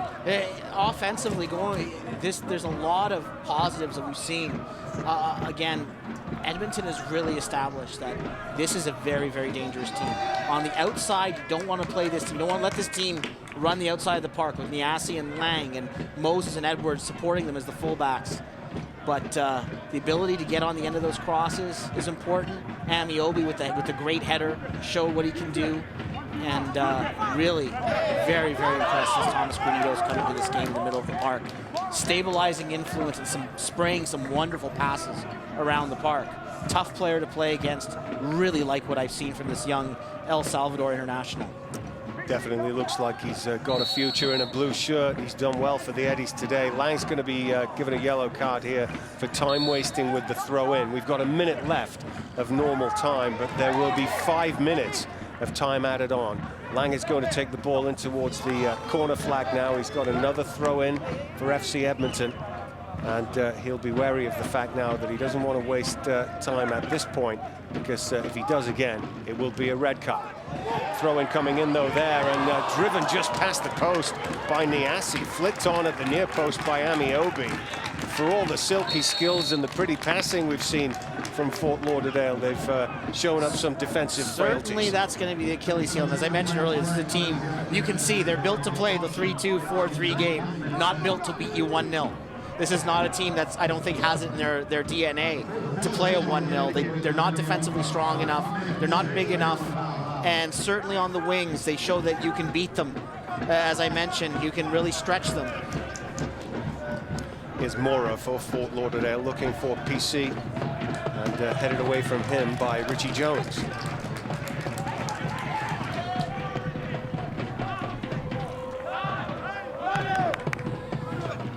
Granito on the left-hand side. He's just slotted into that left-back position and takes it around a couple of players. The ball bobbles around into the middle of the penalty, into the center circle. And Jalali's trying to win it back from Freitas. Bit of a wrestling match between the two. Freitas comes away with it, plays it through the middle, headed away again by Kareem Moses. An acrobatic overhead kick by Jalali to help that clearance on in the middle of the park. And then Tomi Amiobi takes the pressure off his team, winning a free kick. Real delayed reaction on the call there. But, I think Sadi Jalali showing a lot there with the challenge I think he was having there. I believe that was on Freitas. He's here to be a striker, a young player, but the ability to be able to get in that one-on-one battle, to hang in there, to help your team defensively. Now that you're up, you're brought in when the team's down 2-1. Now they're up 3-2. Are you willing to do that hard work to help preserve that lead? And Jalali really shows a lot of grit there. Granito again doing some very good work for Edmonton on the left-hand side, conceding the throw-in, but managing to stem another tide of an attack from Fort Lauderdale, who are a desperate team now because we are deep into stoppage time at Clarke Stadium. And Edmonton holding on to a 3-2 lead here against the Strikers. And they've got themselves a goal kick. And Van Oekel won't be in any hurry at all to take this one. In fact, he takes a bit of a drink from the water bottle inside of his net down there on that right-hand side. Now spotting the ball on the 6-yard area. And he'll run up to blast it forward here. You can hear the home fans trying to give the team one more lift to negotiate these final few minutes, because they are trying to notch their first win of the season. FC Edmonton at home today against Fort Lauderdale. Just minutes away now, but a chance for Fort Lauderdale, breaking on the edge of the penalty area. And it's Freitas. He's going to try and drive this one from long range, and Van Oekel watched it all the way, and it just crashes into the advertising hoarding behind the goal. Notice that Van Oekel's having a stretch now for the goal kick. A little hamstring problem, maybe. Funny how these things happen when you're up by a goal in injury time. How, oh boy, he's really running hard to get that ball down. That's the old pro's trick, Steve, isn't it? Any trick in the book, you can kill a few seconds, you'll do it. Absolutely. We talked about Granito, too. This one thing that should be mentioned is he was in FC Dallas's camp, and there was a lot of interest from that MLS side in bringing him on, and he had some interest in Serie A, too, from some club there to come, but he felt that at this stage of his career, it was better for him to be in a place where he get a chance to play. And really, boy, did he stake his claim today. One of the standout performers for the Eddies. Very good effort since coming on as a substitute. Throw in for Fort Lauderdale, trying to make anything happen now.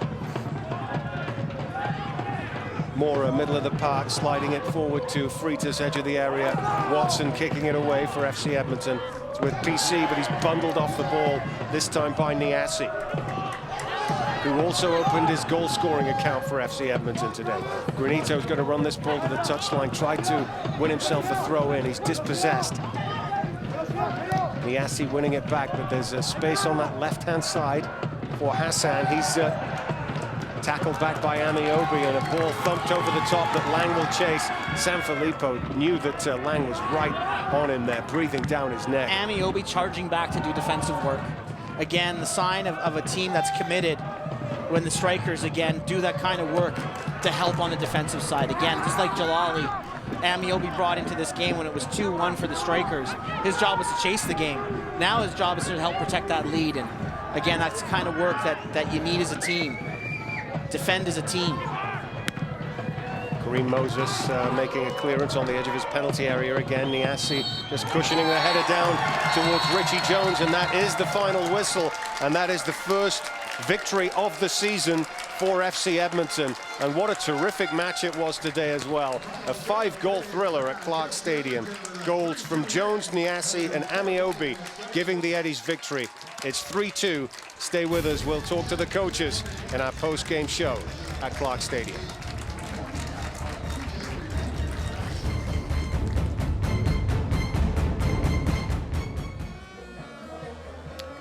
Welcome back, and what a great game today. FC Edmonton 3-2 winners against the Strikers. Goals from Jones, Niassi and Amiobi, and all kinds of other chances as well. So an entertaining one for the fans today, and you can see the players there already shaking hands with a lot of the supporters who are thrilled to be celebrating the Eddies' first win of the season. We're going to be joined by Coach Colin Miller on the touchline. Congratulations, Colin. Let's talk about your substitutions today. Tell us how much you think they helped turn the tide of the game for you today. Well, first of all, thank you for the congratulations, Gareth. It was a terrific team performance. I thought all 3 substitutions. Christian Rodales was having an indifferent performance and needed to change it, to be honest with you. I thought young Thomas Granito come on and played well, set some fantastic passing. But you know, the plan was always to get Frank off the pitch and put Tommy on. The timing was perfect. Young Sadi Jalali has been fantastic during the whole pre-season and deserves his chance, and he's taken it. You know, he's played very well. So all 3 substitutions contributed to us winning the game, and that's taken nothing away from the other lads that played. That everybody contributed here today. Well done, Colin. Thank you. We got to leave it there. Great. Thanks, guys. Terrific game today for FC Edmonton, and 3 points for the Eddies, beating Fort Lauderdale Strikers. Thanks for joining us with our broadcast today. Good night.